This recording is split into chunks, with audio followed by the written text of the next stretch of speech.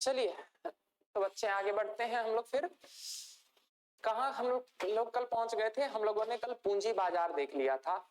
अभी तक हम इकोनॉमी के कई सारे महत्वपूर्ण चैप्टर्स देख चुके हैं और इन्हीं महत्वपूर्ण चैप्टरों में ये जो अगला चैप्टर है वो आपके एग्जाम के पर्सपेक्टिव से, किसी भी एग्जाम की दृष्टि से अत्यंत महत्वपूर्ण चैप्टर है। सबसे पहले मैं अमर आप सभी का सवर्ण महासंघ फाउंडेशन में हार्दिक स्वागत करता हूं। ये क्लासेस जो है वो आपको सवर्ण एजुकेशन ऐप और सवर्ण एजुकेशन यूट्यूब चैनल के माध्यम से प्राप्त हो रही है। ठीक, तो आज हम एक नया चैप्टर स्टार्ट करने वाले हैं इकोनॉमी में, जो कि अत्यंत महत्वपूर्ण है। इस चैप्टर का नाम है राजकोषीय व्यवस्था। क्या है नाम इस चैप्टर का? राजकोषीय व्यवस्था।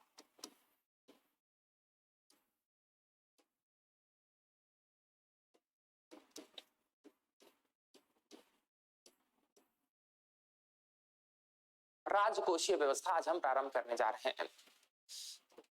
ध्यान दीजिएगा, राजकोषीय व्यवस्था किसी देश की सरकार की नीतियां होती हैं, ठीक ना।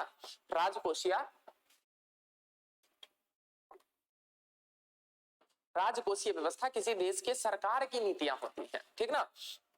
जिन नीतियों के माध्यम से राजकोषीय व्यवस्था किसी देश के सरकार की नीतियां होती हैं। सबसे पहली बात तो सरकार की नीतियां होती हैं जिनके माध्यम से क्या होता है, सरकार अपनी प्राप्तियों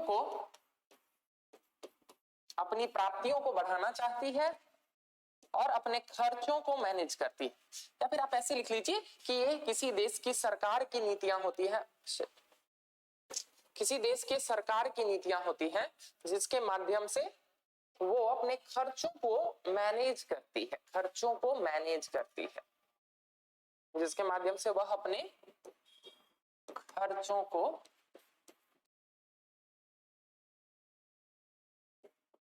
प्रबंधित करती है।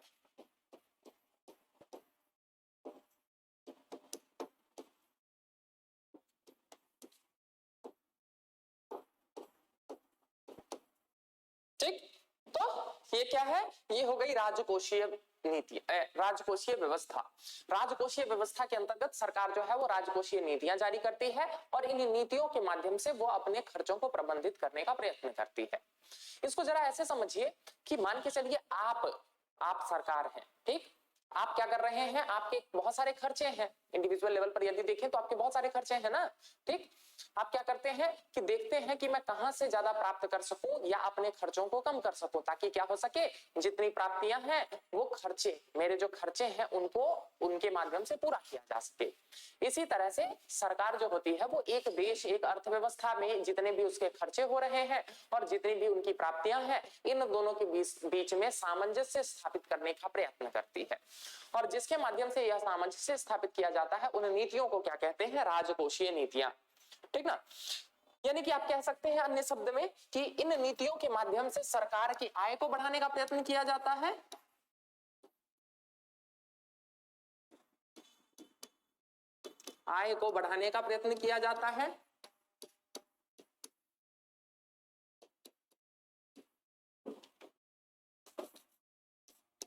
एवं गैर जरूरी खर्चों को कम करने का प्रयत्न किया जाता है। गैर जरूरी खर्चों को कम करने का प्रयत्न किया जाता है।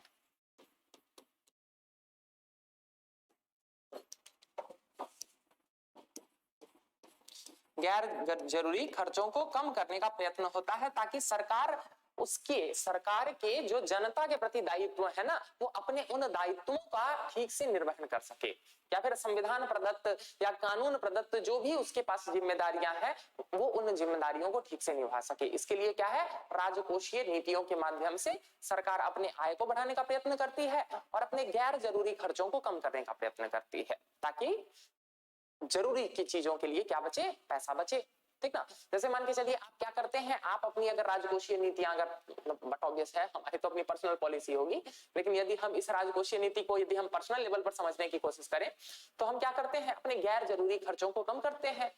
हम देखते हैं कि कैसे हम अपनी आय को और अधिक बढ़ा सकते हैं ताकि क्या हो सके कि हम जरूरी चीजों पर, जैसे कि शिक्षा व्यवस्था पर, जैसे कि मान के चलिए स्वास्थ्य पर, या फिर जैसे कि क्या है अपने कौशल निर्माण पर, इन चीजों पर ज्यादा खर्च कर सके। तो सिमिलरली सरकार भी कर रही है, ठीक ना, कम करने का प्रयत्न करती है।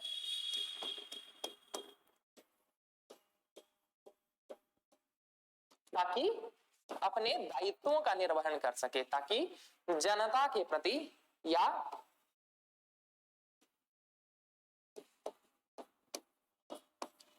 नागरिकों के प्रति अपने दायित्वों का निर्वहन कर सके।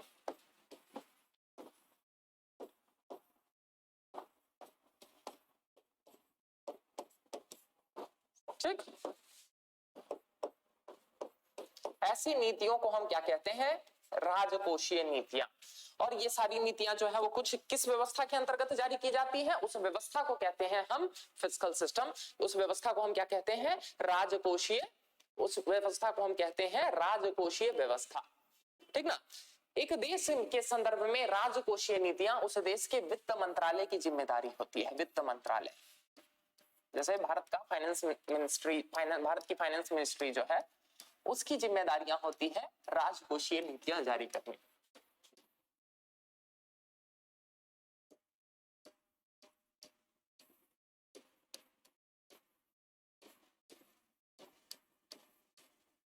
ठीक ना? इन राजकोषीय नीतियों को किस रूप में जारी किया जाता है? इस राजकोषीय नीतियों को जारी करने के लिए क्या किया जाता है? एक देश की पूरी अर्थव्यवस्था के आय एवं व्यय का संपूर्ण लेखांकन किया जाता है। पता तो होना चाहिए ना आपको। आप अपने लिए नीतियां कब बना पाएंगे? जब आपको ये पता होगा कि मेरा खर्च कहाँ कहाँ हो रहा है और मेरे आय का क्या क्या स्रोत है, तभी तो आप पॉलिसी बना पाइएगा क्या कि आय को कैसे बढ़ाना है और खर्च को कैसे घटाना है। तो इसी तरह से एक देश की अर्थव्यवस्था के लिए या एक देश के लिए भी यह आवश्यक हो जाता है कि वो अपने आय और व्यय का संपूर्ण लेखांकन करे। क्यों? क्योंकि इसी लेखांकन के माध्यम से वित्त मंत्रालय उस देश के लिए राजकोषीय नीतियों का निर्माण करती है। यानी कि आय व्यय संपूर्ण अर्थव्यवस्था के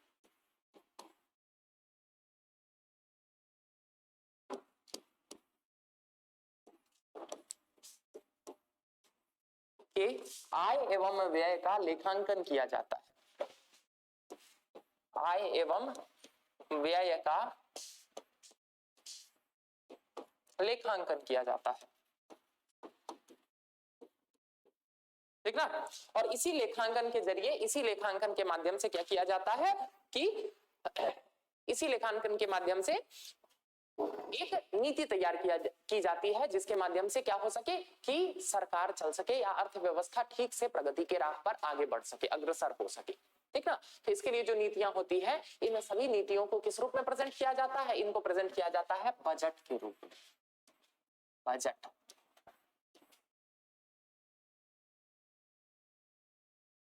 ठीक ना? मैंने आप लोगों को बजट पढ़ा दिया है। बजट पढ़ाते वक्त मैंने बताया था कि बजट के माध्यम से क्या होता है, अगले वर्ष में सरकार के जो जो अपेक्षित खर्च हैं और इन अपेक्षित खर्चों की प्राप्ति के लिए, इन अपेक्षित खर्चों को पूरा करने के लिए सरकार के पास आय के क्या क्या विकल्प हैं, इन सब के बारे में एक समस्त लेखा जोखा प्रस्तुत किया जाता है। जब मैं आप लोगों को बजट पढ़ा रहा था उस टाइम मैंने आपको ये भी बताया था कि एक साल के बजट में पिछले दो मतलब टोटल जो है वो 3 साल के से संबंधित आंकड़े होते हैं। ठीक ना? इन आंकड़ों के माध्यम से ये भी पता चलता है क्या कि पिछले सालों में जो है वो क्या क्या हुआ है, खर्च किस तरह से खर्च हुआ है और इस अग्रिम वर्ष में सरकार क्या कुछ नया करना चाहती है। उन्हें नया करने के लिए जो है वो सरकार कहां से पैसों का जुगाड़ करेगी या कहां से पैसों की व्यवस्था करेगी, ये समस्त लेखा जोखा जो है वो हमें कहां मिल जाता है? बजट में मिल जाता है। ठीक ना? यानी कि बजट के माध्यम से राजकोषीय नीतियां जारी की जाती हैं।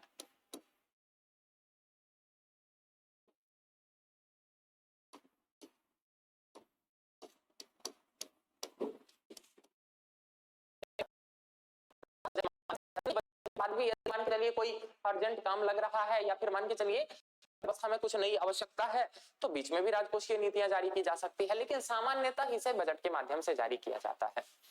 आप लोगों को मैंने बताया था जब बजट पढ़ा रहा था क्या कि हमारे संविधान के अनुच्छेद 112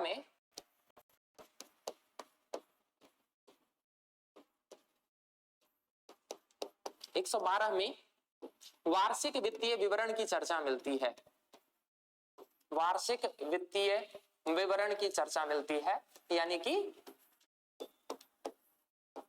वार्षिक वित्तीय विवरण यानी कि किसकी चर्चा मिलती है? Annual financial statement. इसी को आम बोलचाल की भाषा में बजट कह दिया जाता है। उस टाइम भी मैंने आपको बताया था कि बजट टर्म जो है वो हमारे संविधान में कहीं मेंशन नहीं है, वह कहीं भी उसकी चर्चा नहीं मिलती है। तो वार्षिक वित्तीय विवरण ही ये टर्म मिलता है, ठीक ना। इस टर्म के माध्यम से क्या होता है, हम इसी टर्म को हम बजट के रूप में आम बोलचाल की भाषा में प्रयोग करते हैं, ठीक ना। यानी कि बजट के माध्यम से सरकार जो है वो अपनी राजकोषीय नीतियां जारी कर रही है, ठीक ना। जरा देखिए, देखा, अब पूंजी बाजार हमारा खत्म हो गया है, तो अब शेयर मार्केट वाले सारे टैब को बंद कर देते हैं फटाफट।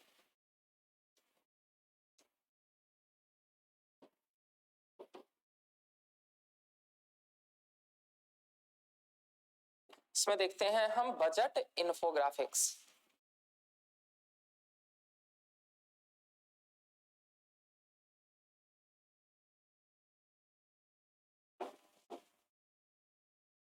ये देखिए, यदि हम बजट की बात करें तो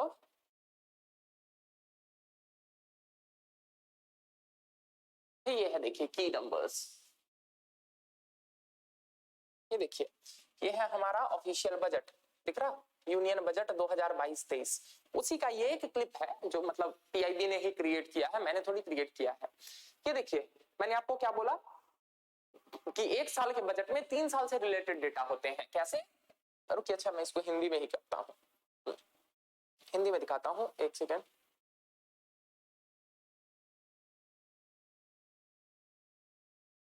पीआईबी हिंदी,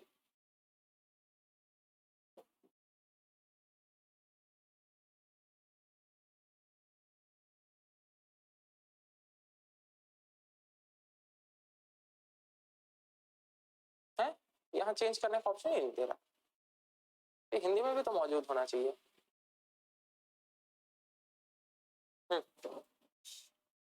ये रहा ना,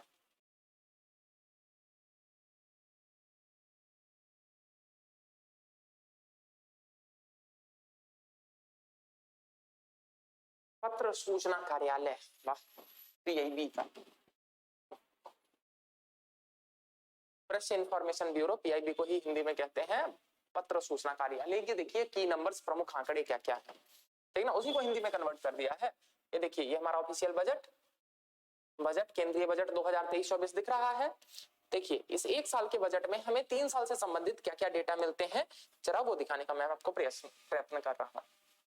ये देखिए, ये बजट है 2023-24 का, यहाँ देखिए 23-24 का, लेकिन इस बजट में देखिए क्या क्या है, 2023-24 के लिए बजट अनुमान प्रस्तुत किया गया है। क्यों? क्योंकि ये वाला साल, क्योंकि ये वाला साल तो जो है वो अभी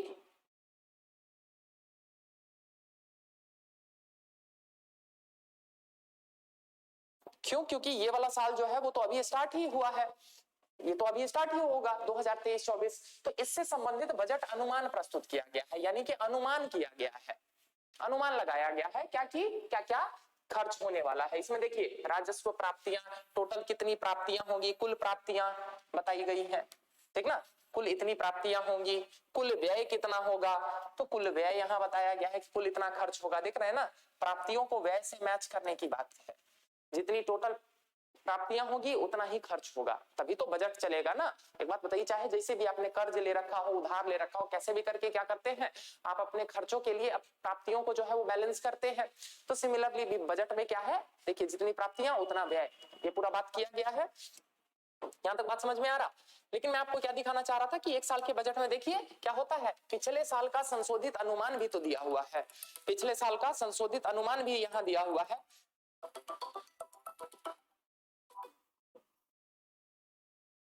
पिछले साल का इसी में संशोधित अनुमान भी प्रस्तुत किए हुए हैं, 2022-23 का, ये पिछला साल है, पिछले साल का संशोधित अनुमान।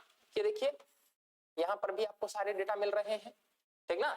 और 2021-22 का देखिए वास्तविक अनुमान दे रखा है, इसीलिए मैंने क्या बोला आपको, इसीलिए मैंने बोला एक साल के बजट में हमें 3 साल के डेटा मिलते हैं, अगले साल का जो साल आने वाला है उसका अनुमान, पिछला साल अभी पूरा नहीं हुआ है, क्यों, क्योंकि बजट जो है वो तो 1 फरवरी को जारी हो जाता है, 1 फरवरी को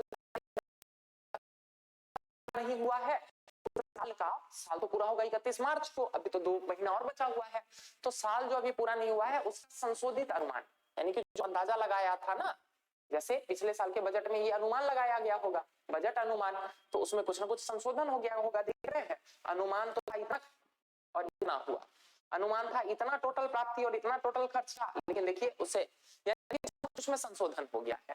ठीक, और 2021-22 वो तो जो पिछले का पिछला साल था वो तो पूरा हो चुका है, तो उसके बारे में वास्तविक डेटा मिल जाते हैं कि एग्जैक्ट में कितना क्या खर्च हुआ। ठीक ना, ये पॉइंट समझ में आया।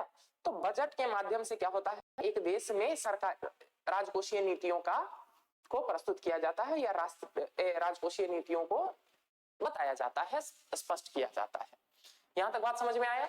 तो राजकोषीय नीतियां बजट के माध्यम से जारी की जाती हैं।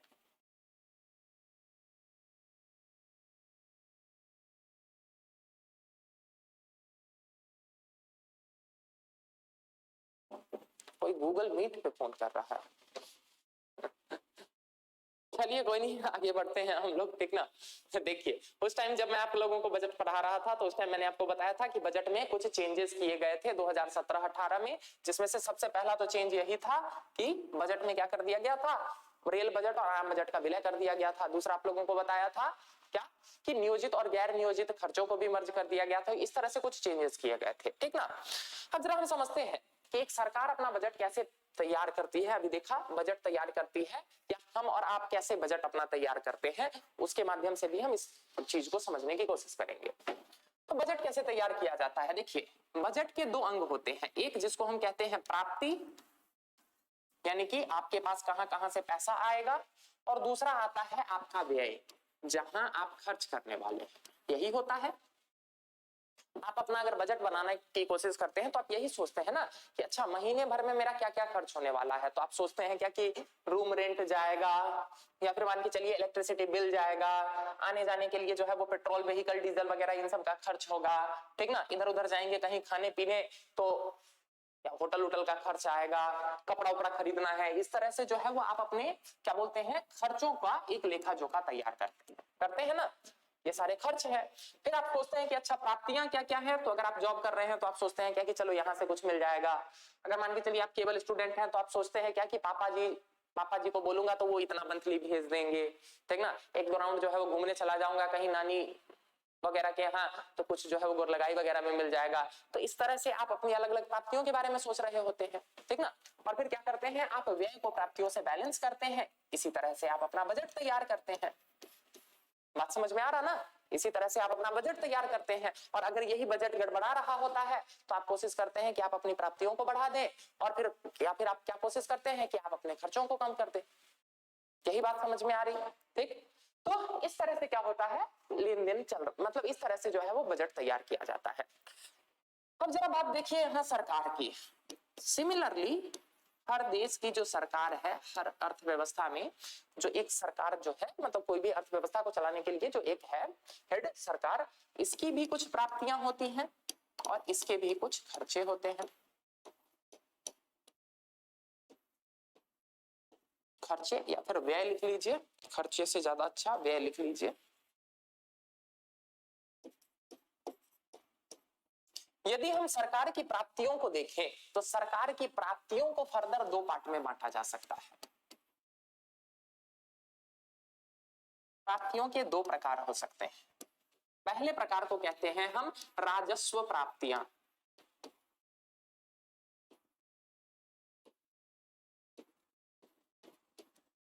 और दूसरे प्रकार को हम कहते हैं पूंजी प्राप्तियां।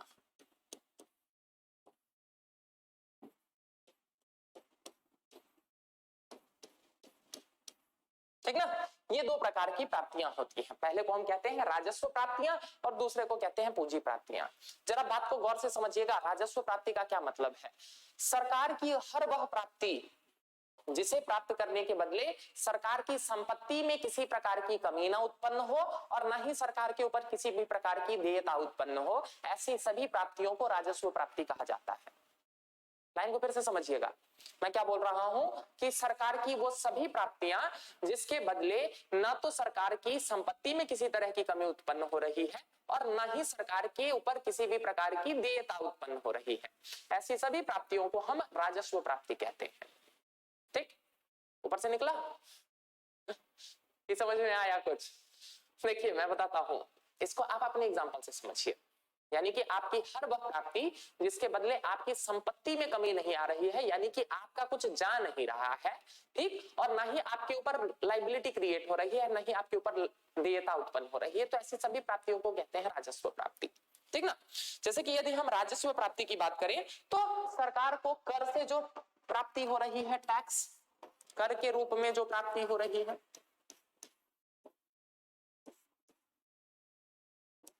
ठीक ना, कर के रूप में जो प्राप्ति हो रही है, इसके बदले जो है वो सरकार का कुछ जा नहीं रहा है, न ही उसके ऊपर कोई देयता उत्पन्न हो रही है, क्या कि तुमको वापस लौटाना है। देयता का मतलब क्या होता है? लाइबिलिटी।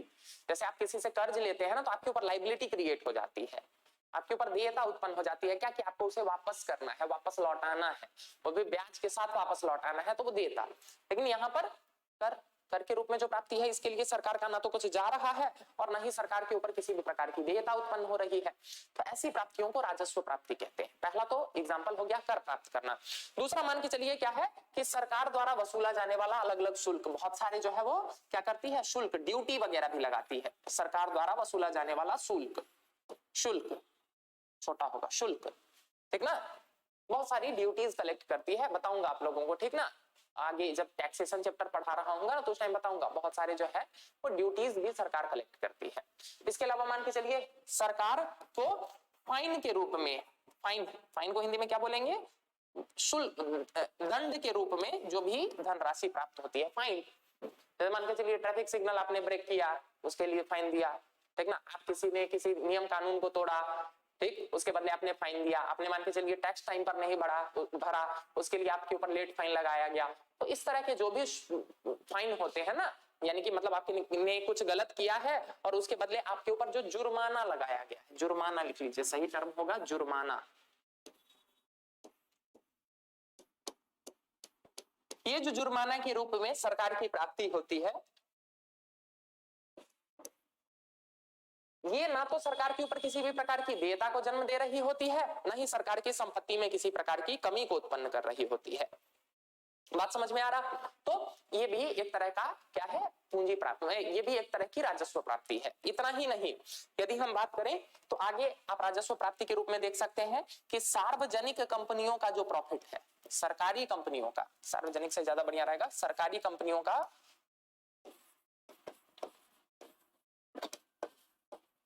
सरकारी कंपनियों से प्राप्त होने वाला लाभांश, लाभ का अंश। क्यों? क्योंकि सरकार की कंपनी है और कंपनी अगर प्रॉफिट कमाएगी तो वो अपने शेयर होल्डर्स को लाभांश वितरित कर सकती है। तो जरा सोच के देखिए, अगर सरकार इस कंपनी की मालिक है तो उसको भी तो लाभांश मिलेगा ना। तो सरकारी कंपनियों का लाभांश, डिविडेंड, ये भी एक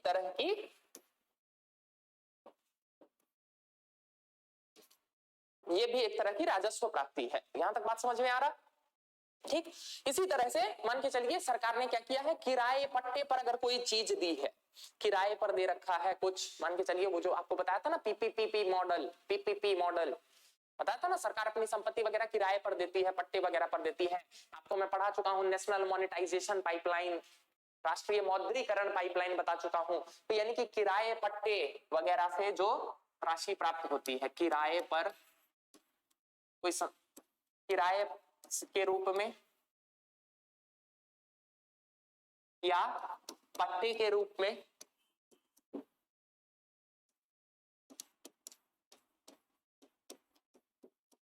देखिए किराए पर आप कोई चीज देते हैं ना तो आपकी वो संपत्ति गई नहीं है। मान के चलिए मैंने एक घर बना रखा है और मैंने क्या किया, उस घर को रेंट पे लगा दिया। तो मैंने रेंट पे लगाया है, मैंने उस घर पर मालिकाना हक थोड़ी दे दिया है रेंटर को।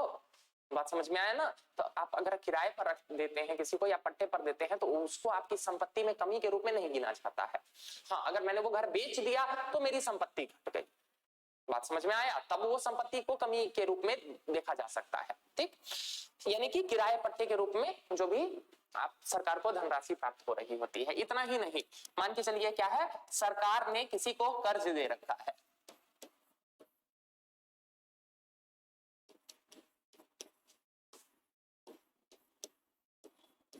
सरकार द्वारा कर्ज पर, द्वारा लिख लीजिए, सरकार द्वारा कर्ज पर ब्याज की प्राप्ति, कर्ज पर ब्याज की प्राप्ति।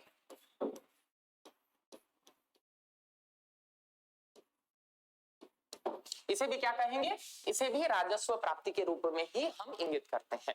आप इसे ऐसे समझ लीजिए ना कि आपके पास ऐसे जो भी खर्चे, जो आपके पास ऐसे जो भी पैसे आ रहे हैं जिसके कारण आपकी ना तो संपत्ति घट रही है और ना आपके ऊपर कोई देनदारी उत्पन्न हो रही है, तो इन सारे खर्चों, इन सारी प्राप्तियों को हम क्या कह देंगे, इन सारी प्राप्तियों को राजस्व प्राप्ति कहेंगे।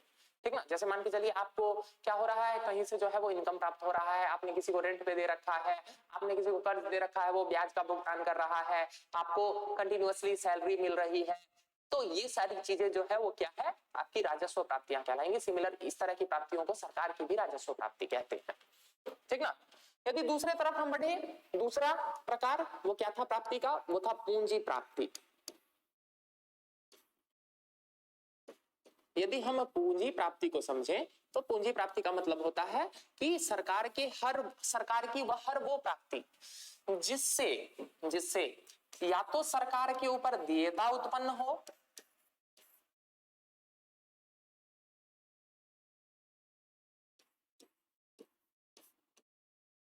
देयता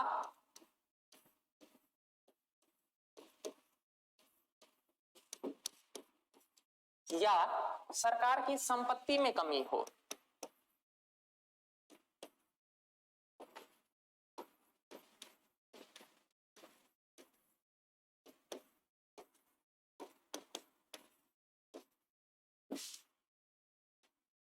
तो इसे क्या कहेंगे, हम इसे कहेंगे पूंजी प्राप्ति।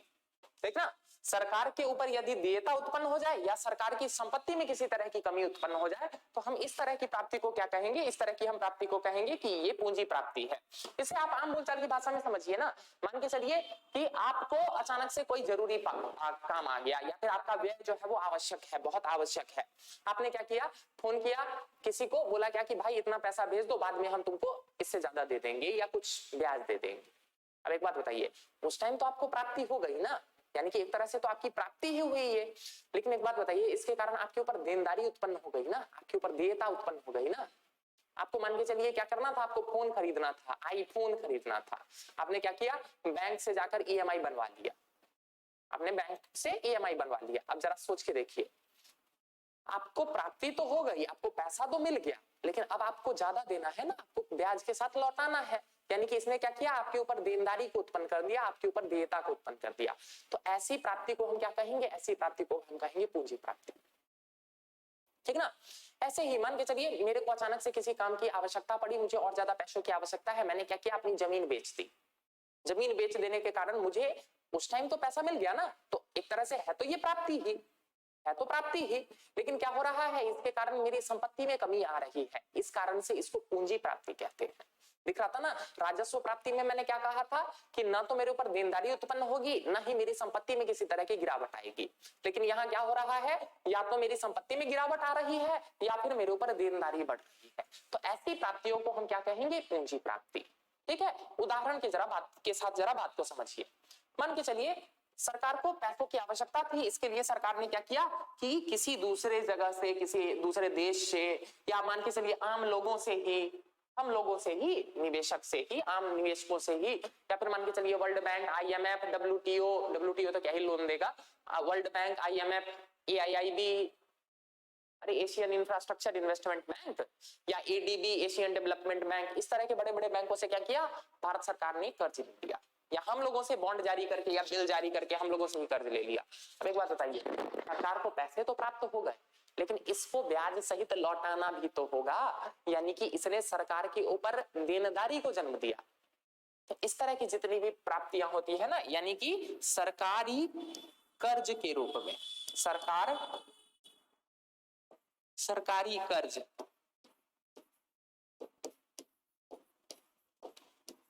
के रूप में जो भी प्राप्ति होती है, ये सारी प्राप्तियां क्या होती हैं, पूंजी प्राप्ति का एग्जाम्पल है।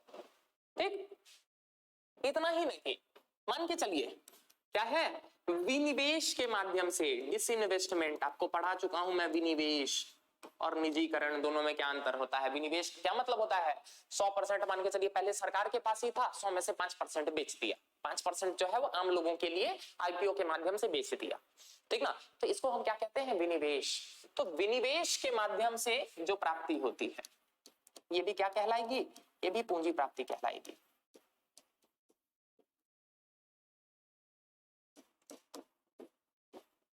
विनिवेश के माध्यम से जो प्राप्ति होती है ये पूंजी प्राप्ति कहलाएगी। क्यों? क्योंकि जरा सोच के देखिए, अब सरकार को उस टाइम पैसा तो मिल गया विनिवेश के माध्यम से, लेकिन ये पैसा प्राप्त करने के बदले क्या हुआ, सरकार की पूंजी या सरकार की संपत्ति में कमी उत्पन्न हुई कि नहीं। सरकार के पास पहले 100% शेयर होल्डिंग था, अब क्या हो गया, उसने 5% जो है वो बेच दिए, यानी कि सरकार के पास अब मात्र 5% ही रहा। तो इस तरह से जो भी प्राप्ति होती है, सरकार के पास अब मात्र 95% रहा, तो यानी कि इस तरह से जो भी प्राप्ति होती है उन सभी प्राप्तियों को क्या कहते हैं, पूंजी प्राप्ति। जैसे LIC का IPO आप लोगों को दिखाया था, पहले क्या था, LIC वॉज 100%, इसमें 100% स्टेक जो था वो गवर्नमेंट ऑफ इंडिया के पास था या प्रेसिडेंट ऑफ इंडिया के पास था, लेकिन अब क्या हुआ है कि 4% 4.5% उसमें शेयर बेच दिया गया है। तो इसका मतलब क्या हुआ, ये विनिवेश करने के माध्यम से जो पैसा प्राप्त हुआ है वो पूंजी प्राप्ति का हिस्सा कहलाएगी। ठीक, सिमिलरली निजीकरण के माध्यम से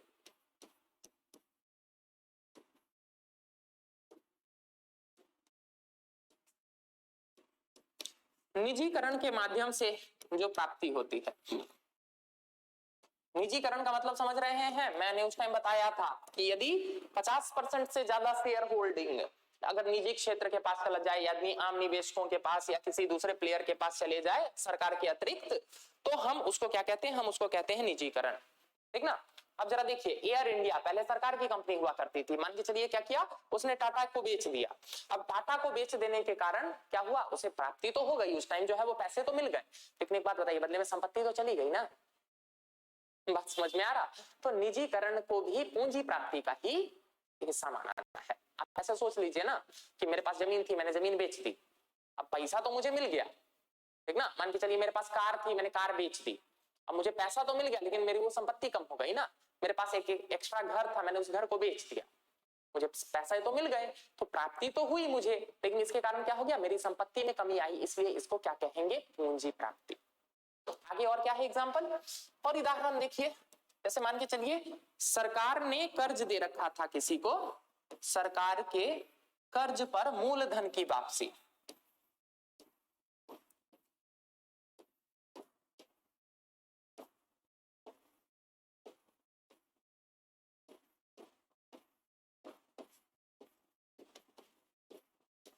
सरकार के कर्ज पर मूलधन की वापसी, इसे क्या कहते हैं, इसे भी पूंजी प्राप्ति का ही एक उदाहरण मानेंगे। एग्जाम्पल के साथ बात को समझिए, मैं क्या कह रहा हूं, आप लोगों को जब मैंने बैंकिंग सिस्टम बताया था उस टाइम मैंने बताया था कि कोई जो दूसरे को लोन देता है ना, मैंने अगर मान के चलिए आपको लोन दे रखा है, तो मैंने जो आपको लोन दे रखा है वो मेरी संपत्ति हो गई। क्यों? क्योंकि अब उस पर मुझे आप ब्याज देते रहेंगे।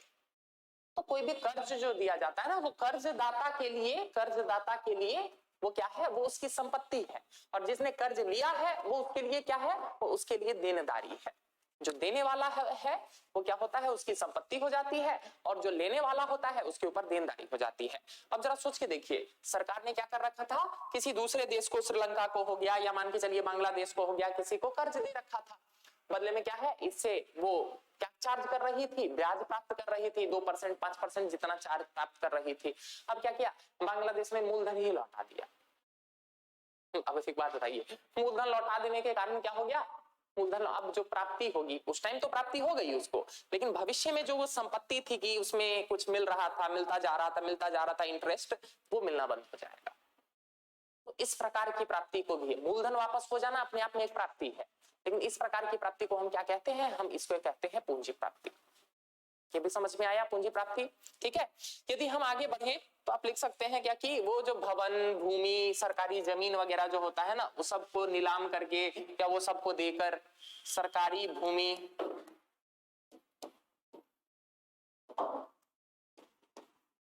भवन आदि, इन सब को नीलाम करने के बाद या फिर मतलब इनमें से किसी एक को भी अगर बेचने के बाद अगर कुछ प्राप्त होता है तो उसे क्या कहेंगे, उसे भी एक तरह की पूंजी प्राप्ति ही कहेंगे। ठीक ना। तो ये देख लिया हमने देखा क्या, प्राप्ति दो प्रकार की है, राजस्व प्राप्तियां और दूसरी क्या है, पूंजी प्राप्तियां।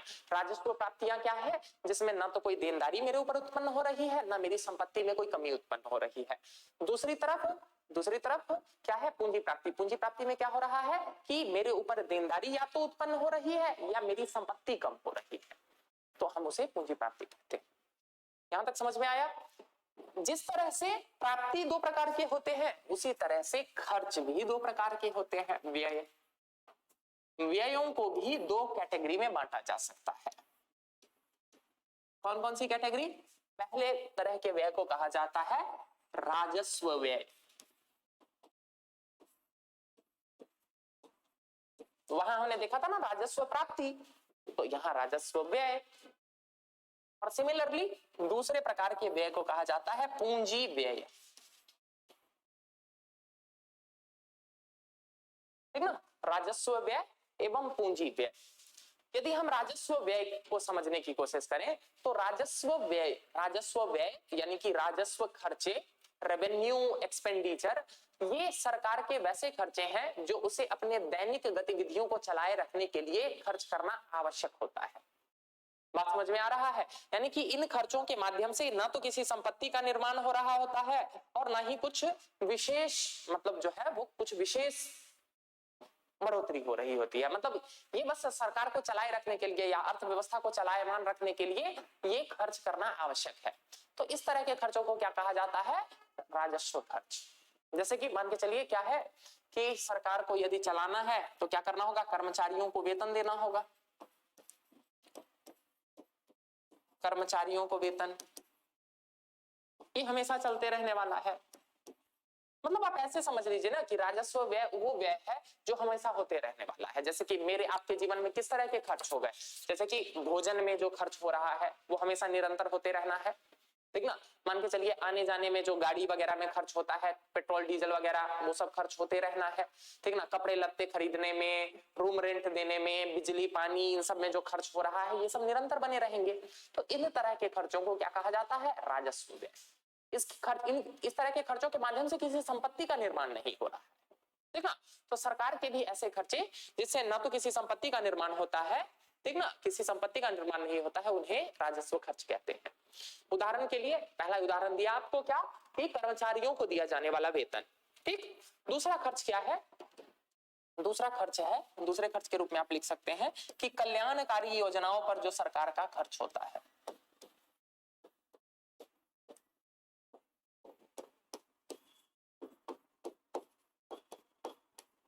कल्याणकारी योजनाओं पर जो भी सरकार का व्यय होता है वो भी क्या है? एक तरह का राजस्व व्यय है। क्यों? क्योंकि पीडीएस में पिछले महीने दिया था अनाज, अगले महीने फिर देना है, उसके अगले महीने फिर देना है, तो यानी कि ये निरंतर चलते रहने वाली प्रक्रिया है। ठीक ना, तो इसी कारण से इस व्यय को भी राजस्व व्यय में ही कंसीडर किया जाता है। ठीक ना, इसके अलावा आप लिख सकते हैं राज्यों को जो अनुदान दिया जाता है, राज्यों को दिया जाने वाला अनुदान,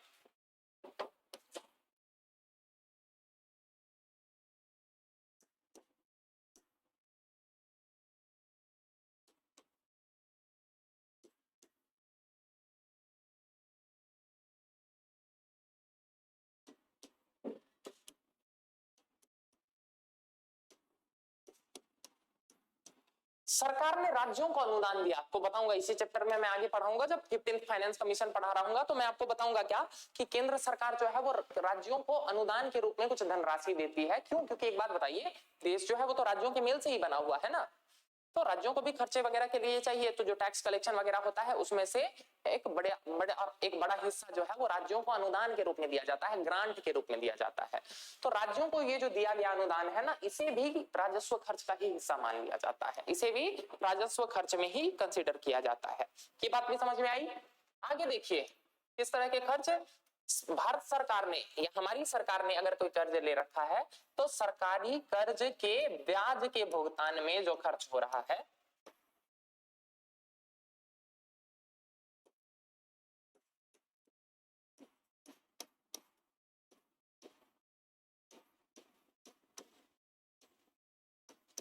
सरकारी कर्ज के ब्याज भुगतान में जो खर्च हो रहा है उसे क्या कहते हैं?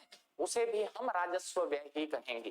ठीक ना, ठीक, यानी कि सरकार ने क्या किया है, सरकार ने जो खर्च किया है, मान के चलिए कर्ज उठा लिया था, अब वो कर्ज के लिए तो आपको हर साल जो है वो क्या करना पड़ेगा, उसका ब्याज देना होगा, इंटरेस्ट देना होगा।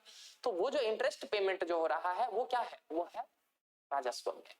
ठीक ना, इसके अलावा मान के चलिए सरकार ने किसी दूसरे राज्य को या किसी दूसरे देश को, किसी को क्या किया है, किसी को क्या कर रखा है, कुछ ग्रांट दे रखा है, अनुदान दे रखा है, कई बार दे देती है ना, श्रीलंका को दे दिया इंटरेस्ट फ्री इंटरेस्ट फ्री जो पैसा वगैरह दे देती है ना कि रख लो परिदान के रूप में, यानी कि अन्य देशों को परिदान, अन्य देशों को अनुदान, ठीक ना। अरे राज्यों को अनुदान देना ये तो नेसेसरी है, मैंडेटरी हो जाता है, फाइनेंस कमीशन वित्त आयोग के माध्यम से ये तो दिया ही जाता है, लेकिन अन्य देशों को भी तो दिया जा सकता है ना, ये तो सरकार के ऊपर डिपेंड करता है, ठीक ना, ये सरकार के ऊपर डिपेंड करता है। इस वाले पैसे से तो कुछ क्रिएट हुआ नहीं, तो ये पैसा जो होता है, जैसे कि एक बात बताइए, अभी टर्की में भूकंप आया, पहुंच गई इंडियन गवर्नमेंट वहां रिलीफ के लिए, ठीक ना, तो इस तरह के जो खर्चे हैं ये भी किसमें कंसिडर किए जाते हैं, राजस्व व्यय में, ठीक ना। इसके अलावा मान के चलिए, इसके अलावा कितना नंबर हो गया था, 5 नंबर ना। इसके अलावा छठे नंबर पर यदि हम देखें तो राजस्व व्यय में हम बात करेंगे क्या कि सरकार द्वारा जो सब्सिडीज दी जाती हैं, सरकारी सब्सिडी,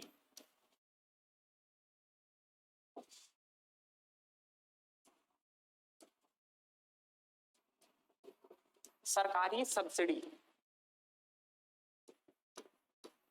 ये भी एक तरह का क्या है, ये भी एक तरह का पूंजी व्यय, ये भी एक तरह का राजस्व व्यय है। सरकार द्वारा जो सब्सिडी दी जाती है वो भी एक तरह का क्या है, एक तरह का राजस्व व्यय ही है। इसके अलावा आप जरा देख सकते हैं कि सरकार की जो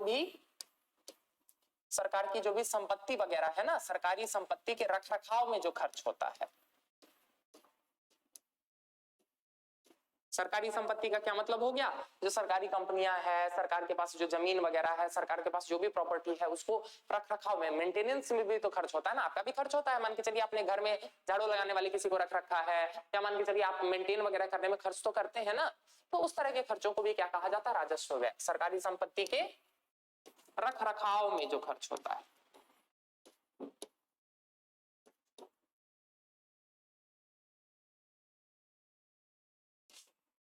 इसको भी क्या कहेंगे, इसको भी एक तरह का राजस्व व्यय कहेंगे। बाकी देख लीजिए, यदि कानून व्यवस्था बनाए रखने में जो खर्च हो रहा है, लॉ एंड ऑर्डर, एक देश में कानून व्यवस्था को भी बनाए रखना होता है, तो कानून व्यवस्था को बनाए रखने में जो खर्च होता है उसमें, उसको भी हम राजस्व व्यय में ही काउंट करते हैं। क्यों? क्योंकि ये भी हमेशा ही होते रहेगा, ठीक ना, इससे कोई संपत्ति का निर्माण नहीं हो रहा है। और अंतिम देखें, यदि मान के चलिए कोई प्राकृतिक आपदा आ गई, प्राकृतिक आपदा के कारण देश में भी तो खूब सारा खर्च होता है ना, हाँ, एनडीआरएफ टीम वगैरह भेजा जाता है, खान पान कुछ मुआवजा वगैरह देती है, तो इन प्राकृतिक आपदाओं में जो खर्च होता है ये भी सरकार का कौन सा खर्च है, ये भी सरकार का राजस्व खर्च है। आई होप यहाँ राजस्व खर्च आपको समझ में आ गया होगा, ठीक ना। दूसरा व्यय हमने देखा था पूंजी व्यय।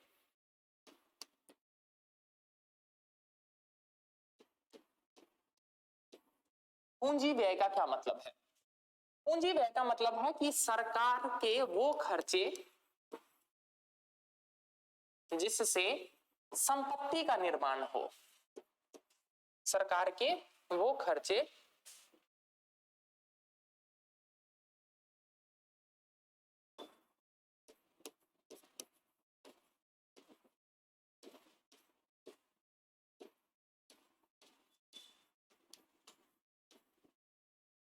जिससे संपत्ति का निर्माण हो,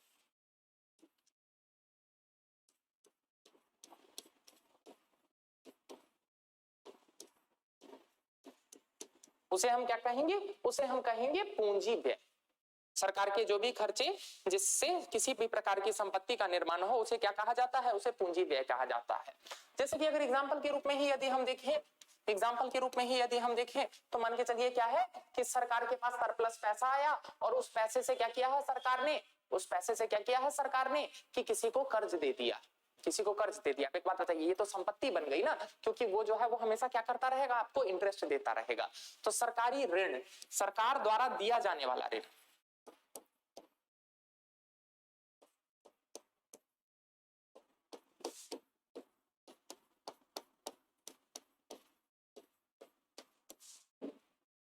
मान के चलिए किसी दूसरे देश को कर्ज दे दिया है, ठीक। अब एक बात बताइए, वो तो सरकार की संपत्ति हुई ना, क्योंकि उसमें से हमेशा जो है वो कुछ ब्याज के रूप में इंटरेस्ट मिलता रहेगा। तो ऐसे प्रकार के जो भी सरकार के खर्चे होते हैं इनको क्या कहा जाता है, पूंजी बात समझ में आया? जैसे मेरे आपके जीवन में हम जो भी निवेश इस तरह के करते हैं जो संपत्ति के रूप में बढ़ते रहे, जैसे कि हमने एफडी करवा दिया, या मान के चलिए हमने शेयर मार्केट में पैसा लगा दिया, या मान के चलिए क्या किया है, हमने उससे कोई संपत्ति खरीद ली, जमीन खरीद ली, ठीक ना। अब जरा देखिए इसके कारण क्या होगा, मेरी उस पैसे में धीरे धीरे बढ़ोतरी होती रहेगी, वो पैसा धीरे धीरे बढ़ता रहेगा। तो इस तरह के जो भी व्यय होंगे वो पूंजी व्यय कहलाएंगे, कैपिटल एक्सपेंडिचर। दूसरा देखिए, सरकार द्वारा अवसंरचना निर्माण में जो भी खर्च होता है, इंफ्रास्ट्रक्चर डेवलपमेंट में, अवसंरचना निर्माण में जो भी खर्च होगा वो सारा कौन सा कहलाएगा, पूंजी व्यय ही कहलाएगा। जैसे कि पुल हो गया, जैसे कि सड़क हो गया, जैसे कि बांध हो गया, इन सब तरह की जो भी अवसंरचनाओं का निर्माण होगा ना, ये सब सरकार की संपत्ति है ना, ये सब सरकार की संपत्ति हो गई। तो इस तरह के जो भी खर्च होते हैं ना, निर्माण, अवसंरचना निर्माण में जो भी खर्च होता है, ये सब जो है वो क्या है, सरकार की ये क्या हो गए, ये हो गए पूंजी व्यय, ठीक ना। दूसरी तरफ देख लीजिए कि यदि मान के चलिए मशीन वगैरह खरीद लिए सरकार ने, मान के चलिए कंपनी में मशीन वगैरह खरीद लिए, तो इस तरह से भी जो सरकार की प्राप्तियां होती है, इनको भी हम क्या कहते हैं, इनको भी हम पूंजी व्यय की ही कैटेगरी में रखेंगे। आज फोन कर करके परेशान किए हुए कौन पता नहीं, ठीक। तो इस तरह के भी व्यय को हम क्या कहा जाता है, इस तरह के व्यय को भी पूंजी व्यय कहा जाता है, ठीक। इस प्रकार के व्यय को भी पूंजी व्यय कहा जाता है। एक सेकंड, थोड़ा सा मुझे टाइम दीजिएगा।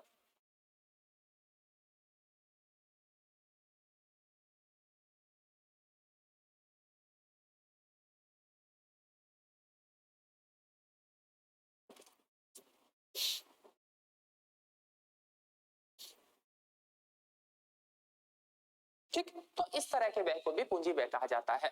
वो एक इंपॉर्टेंट मैसेज था, वो थोड़ा सा रिसीव करना था, इसीलिए जो है। चलिए, तो पूंजी व्यय यहां तक समझ में आ रहा है क्या, कि कोई कर्ज दे रखा है जिससे वो संपत्ति बन गई, या फिर जो है वो अवसंरचना निर्माण पर खर्च कर दिया, या फिर तीसरा क्या हो सकता है कि मान के चलिए कुछ मशीन वगैरह खरीद लिया, फैक्ट्री का एक्सपेंशन किया। ऐसा हो सकता है ना कि मान के चलिए पहले फैक्ट्री में एक ही मशीन थी, अब 2 मशीन लगा दी। औद्योगिकरण के माध्यम से जो कल कारखानों के निर्माण पर जो भी व्यय होता है, वो सारा व्यय भी पूंजी व्यय के अंतर्गत आएगा। सरकार द्वारा कल कारखानों के या फिर औद्योगिकरण के विस्तार हेतु व्यय,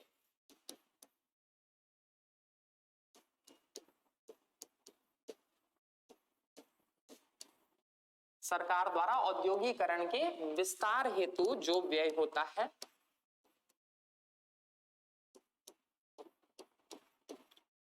उसे भी क्या कहेंगे, उसे भी एक प्रकार का पूंजी व्यय ही कहेंगे, ठीक ना। इसके अलावा यदि हम देखें तो सरकार द्वारा यदि राज्यों को कर्ज दिया जा रहा है, यहां ध्यान देखिए, अनुदान दिया जा रहा है तो वो राजस्व व्यय है, ठीक ना। लेकिन यदि क्या दिया जा रहा है, कर्ज दिया जा रहा है, तो वो पूंजी व्यय, ठीक। अनुदान राजस्व व्यय, और क्या बोलते हैं, अगर कर्ज दिया जा रहा है तो वो पूंजी व्यय। क्यों? क्योंकि अनुदान वापस नहीं आता है, आपने अनुदान दे दिया तो फिर भूल जाइए, ठीक। और मान के चलिए आपने अगर कर्ज दिया है तो बदले में आपको तो इंटरेस्ट मिलता रहेगा और मूलधन की भी वापसी होगी, ठीक ना। तो इस कारण से राज्यों को दिया जाने वाला कर्ज देती रहती है। आप लोगों को बजट में पढ़ाया था 50 साल का जो है वो कर्ज दे रही है, इंटरेस्ट फ्री कर्ज, सरकार राज्यों को दिया जाने वाला कर्ज।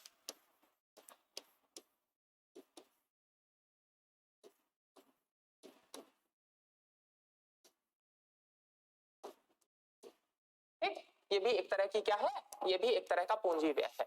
अगला यदि हम पूंजी व्यय की बात करें तो अगले पूंजी व्यय के रूप में एक बात बताइए, सरकार द्वारा हॉस्पिटल, अस्पताल के निर्माण में, यानी कि आप लिख सकते हैं सामाजिक अवसंरचना के निर्माण में जो भी खर्च होता है, जो भी सामाजिक अवसंरचना के निर्माण में जो भी खर्च होता है सरकार द्वारा,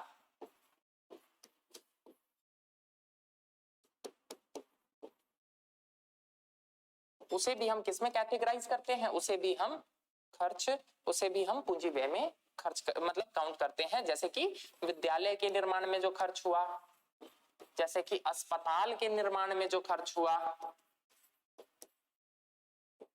ठीक ना, इन सब में जो भी खर्च हो रहा है इसे पूंजी व्यय का हिस्सा माना जाता है। यहां तक बात समझ में आई? जरा देखिए इन्फोग्राफिक्स के थ्रू, ये देखिए दिख रहा है प्राप्तियां।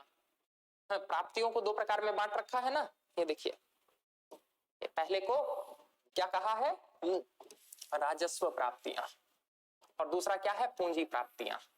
राजस्व प्राप्तियां कौन सी थी, जो कोई देयता उत्पन्न ना करे, कोई देयता नहीं या संपत्ति में कमी नहीं, कमी नहीं, इसी को ना कहा था राजस्व प्राप्ति। और दूसरी तरफ पूंजी प्राप्ति जो देयता उत्पन्न करे, ठीक ना। ये देखिए अनुमान कितना है राजस्व प्राप्ति के माध्यम से, ठीक, याद करने की जरूरत नहीं है, ठीक ना। और इतना जो है वो पूंजी प्राप्ति के माध्यम से, ठीक। ऐसे ही व्यय में दिखाता हूं,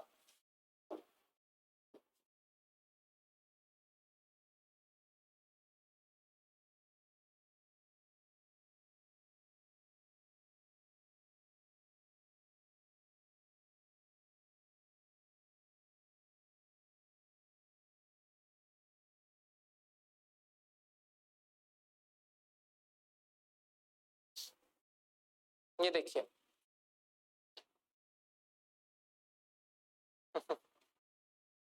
ये भी देखिए ऑफिशियल बजट, अरे यूनियन बजट, केंद्रीय बजट 2023-24 दिख रहा है, ठीक ना।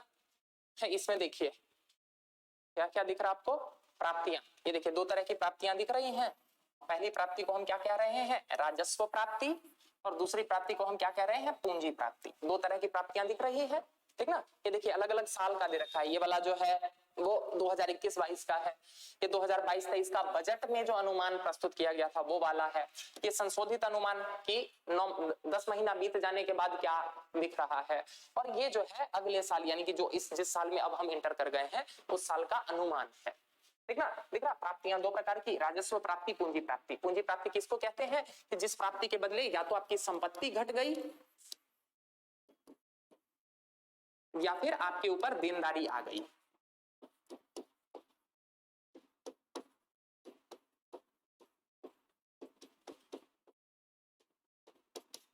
ये बात समझ में आ गया, ठीक। तो ये देखिए दो प्रकार की प्राप्तियां, इसी तरह से दो प्रकार के व्यय, अभी जस्ट पढ़ा है ना। इसी तरह से व्यय के भी दो प्रकार हो सकते हैं, पहला राजस्व व्यय, दूसरा पूंजी व्यय। राजस्व व्यय कौन सा है, जो आपके दैनिक जीवन में जो आपकी बेसिक जरूरतों को पूरा करने में जो हर साल हर महीने खर्च हो रहा है, उस तरह के व्यय को क्या कहते हैं, राजस्व व्यय।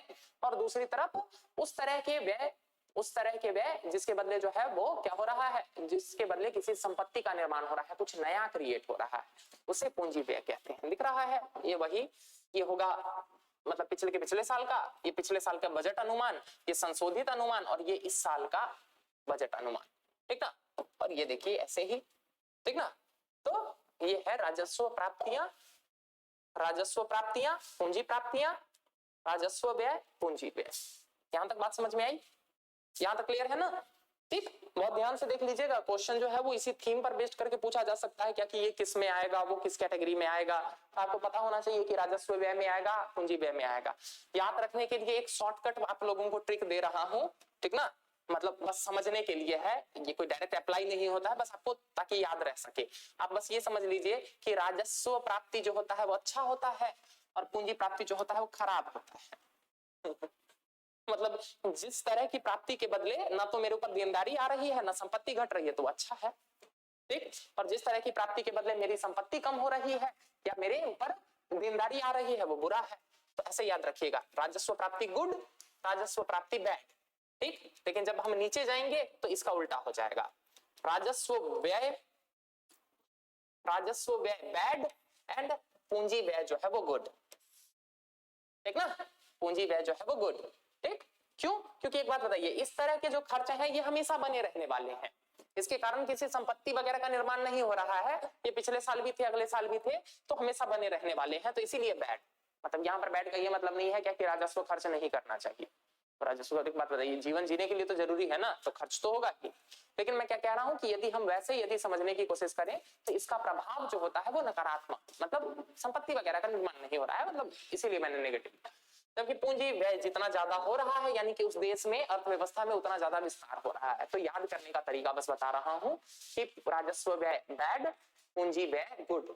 ऑन द अदर हैंड राजस्व प्राप्ति गुड और राजस्व प्राप्ति गुड और पूंजी प्राप्ति बैड। ठीक, तो याद करने का बस ये टेक्निक दिया है आप लोगों को। यहां तक बात समझ में आ गई? ठीक, ये देखिए यही बजट। ठीक, अब जरा कहानी को आगे समझिए। अब जरा कहानी को आगे समझिए। मैं क्या कह रहा हूं? मैं कह रहा हूं कि कुछ प्राप्तियां ऐसी होती हैं, कुछ प्राप्तियां ऐसी होती हैं या फिर कुछ खर्चे ऐसे होते हैं जो राजस्व खर्च में भी आ जाते हैं और पूंजी खर्च में भी आ जाते हैं। मतलब क्लियरली डिफाइन कर पाना, क्लियरली जो है वो अलग अलग सेग्रीगेट कर पाना थोड़ा सा कठिन हो जाता है। ठीक ना, कुछ ऐसे खर्च हो जाते हैं जो दोनों में होते हैं। जैसे कि मान के चलिए रक्षा क्षेत्र, रक्षा क्षेत्र में जो भी खर्च हो रहा है, रक्षा क्षेत्र यानी कि डिफेंस में। अब मान के चलिए नया जो है वो एरोप्लेन मतलब वो खरीदा गया, फाइटर जेट खरीदा गया। तो ये जो फाइटर प्लेन है इस पर जो खर्च हुआ है ये तो पूंजी व्यय कहलाएगा। क्यों? क्योंकि नया मशीन उपकरण वगैरह आया है। लेकिन एक बार जब ये फाइटर जेट खरीदा गया, अब इस फाइटर जेट के रख रखाव में, इसके मेंटेनेंस में जो खर्च हो रहा है वो कौन सा कहलाएगा? वो कहलाएगा राजस्व व्यय। अभी जस्ट मैंने आपको समझाया था, पीछे देख लीजिए, मैंने जस्ट आपको समझाया था जब मैं ये बता रहा था कि राजस्व खर्चे कौन से हैं। तो राजस्व खर्चे में मैंने ये देखा सरकारी संपत्ति के रखरखाव में, तो यानी कि रखरखाव वाला जो खर्च है वो राजस्व व्यय है। और दूसरी तरफ क्या है? नई संपत्ति के लिए, नया मशीन वगैरह खरीदने के लिए अगर कुछ खर्च होता है तो वो क्या कहलाएगा? वो कहलाएगा पूंजी व्यय। ठीक ना, तो फाइटर जेट, फाइटर जेट की खरीद में जो खर्च है वो कौन सा है? रखरखाव में जो खर्च है वो है राजस्व व्यय और खरीद में जो खर्च है वो है पूंजी व्यय। बात समझ में आया? तो इस तरह से कुछ खर्चे होते हैं जो क्लियर कट सेग्रीगेट नहीं किए जा सकते हैं क्या कि राजस्व व्यय है कि पूंजी व्यय है। अब जरा मेरी बात को समझिए, चाहे जैसे भी प्राप्त कर रखा हो, टोटल प्राप्ति, प्राप्ति यदि ज्यादा है किससे? खर्च से, तो क्या कहेंगे? हम कहेंगे कि हम अधिशेष में है। इसका मतलब क्या है? आपके पास अधिशेष है, आप जितना प्राप्त कर रहे हैं वो ज्यादा है जितना आप खर्च कर रहे हैं उससे, तो इसको क्या कहेंगे? अधिशेष। जबकि दूसरी तरफ यदि आपकी प्राप्ति कम है और खर्च ज्यादा है, खर्च लिख सकता है, खर्च, और अगर खर्च ज्यादा है तो हम क्या कहेंगे? हम कहेंगे कि हम हैं घाटे में। बात समझ में आया? जितना आप कमा रहे हैं उससे कम खर्च कर रहे हैं तो आपके पास सरप्लस होगा। सिमिलरली जितना आप कमा रहे हैं अगर उससे ज्यादा आप खर्च कर रहे हैं तो आप किसमें होंगे? आप होंगे घाटे में। यहां तक बात समझ में आ गया? अधिशेष और घाटा, क्लियर? ठीक, तो इसी तरह से यदि सरकार की दोनों प्राप्तियां, राजस्व प्राप्ति और पूंजी प्राप्ति दोनों मिलाकर जो टोटल प्राप्ति है वो अगर कम है और दोनों तरह के खर्च मिलाकर अगर वो ज्यादा है तो हम क्या कहेंगे कि वो सरकार जो है वो घाटे में है। सामान्यतः जितनी भी कल्याणकारी तरह की सरकारें होती हैं, सामान्यतः बोल रहा हूं, वो कुछ ना कुछ घाटे में ही रहती है। ठीक ना, क्योंकि उसका उद्देश्य जो है वो पैसा कमाना नहीं है, क्योंकि सरकार बिजनेसमैन नहीं है, तो सामान्यतः यह क्या होती है? ये होती है घाटे में ही। यहां तक बात समझ में आ रही है? ठीक ना, तो आज हमने क्या क्या देखा? हमने देखा राजकोषीय व्यवस्था क्या होता है, राजकोषीय नीतियां क्या होती है। हमने देखा राजकोषीय नीतियां जो है वो बजट के माध्यम से जारी करती है, वित्त मंत्रालय इसे जारी करता है। हमने देखा क्या कि अगर हम राजकोषीय नीतियों को देखें तो उसमें क्या होता है कि समस्त प्राप्ति और खर्चों का लेखांकन होता है और इसके माध्यम से खर्चों को कम करने का और प्राप्तियों को बढ़ाने का प्रयास किया जाता है ताकि जरूरी काम किए जा सके। हमने देखा कि प्राप्तियां दो प्रकार की होती हैं, खर्च भी दो प्रकार के होते हैं, हमने उसे बहुत डिटेल में समझा। हमने देखा क्या कि यदि प्राप्ति कम है, खर्च ज्यादा है, आमदनी 98 है, खर्चा रुपया है, तो यानी कि क्या मतलब है? आप है घाटे में। ठीक ना, तो चलिए आज की क्लास को जो है वो हम लोग यहीं रोकते हैं। कल की क्लास में हम लोग विविध प्रकार के घाटों के बारे में पढ़ेंगे। ठीक। कल की क्लास मतलब जब अभी अगली क्लास होगी उसमें हम विविध प्रकार के घाटों के बारे में पढ़ेंगे। बहुत इंपॉर्टेंट क्लास है। उसमें आपको बताऊंगा कि राजकोषीय घाटा किसको कहते हैं, राजस्व घाटा किसको कहते हैं, ठीक ना, मौद्रिक घाटा क्या हुआ करता था, प्राथमिक घाटा क्या हुआ करता था। तो विविध प्रकार के घाटों के बारे में देखेंगे। फिर हम देखेंगे क्या अगली ही क्लास में कि 15वें वित्त आयोग की क्या क्या रिकमेंडेशन है, हम इसके बारे में भी समझने की कोशिश करेंगे। तो अगला क्लास जो है वो बहुत इंपॉर्टेंट होने वाला है और वो क्लास आपको तभी समझ में आएगा जब आपको कि राजस्व पूंजी प्राप्ति और राजस्व पूंजी व्यय ये कॉन्सेप्ट क्लियर हो, ठीक ना। तो आज की क्लास को जो है वो अच्छे से रिवाइज कर लीजिएगा ताकि जब हम अगली क्लास में मिले तो आपको आगे की कहानी पूरी समझ में आए। और ये बहुत इंपॉर्टेंट चैप्टर है, ठीक ना। तो और दूसरी तरफ कल जो लोग सिविल सर्विसेज, कल आप लोगों को पता है ना, आप लोगों का यूपीएससी का एग्जाम है प्री, यूपीएससी प्री 2023, कल 28 तारीख है ना, हाँ 28 मई 2023 को यूपीएससी का प्री है। तो उस प्री एग्जाम में जो लोग देने जा रहे हैं उन सभी को मेरी तरफ से हार्दिक शुभकामनाएं, ठीक। आप अच्छे से एग्जाम दीजिए, ठीक। और फिर हम आगे मिल देंगे और अगली क्लास में अपनी इसी कहानी को आगे बढ़ाएंगे। तब तक के लिए आप सभी का बहुत बहुत धन्यवाद।